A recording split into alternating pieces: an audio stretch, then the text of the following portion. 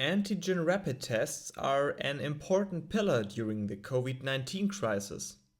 In contrast to a PCR test, antigen rapid tests can show whether a patient is positive or negative in about 15 minutes.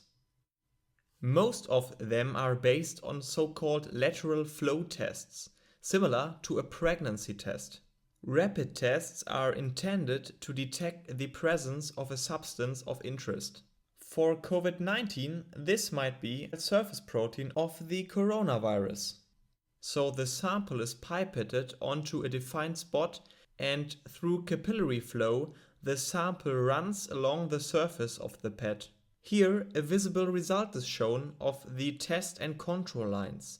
Two lines signal that the sample was positive, whereas just the control line alone means negative.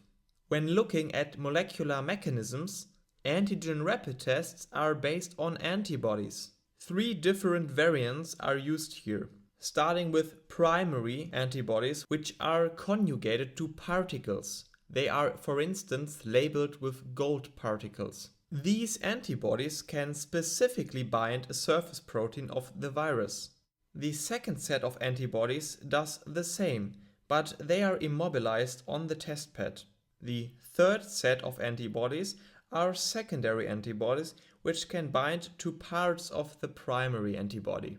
When placing the sample containing virus material onto the test pad, the labeled antibodies bind the surface marker of the virus. Capillary flow lets the fluid run along the test.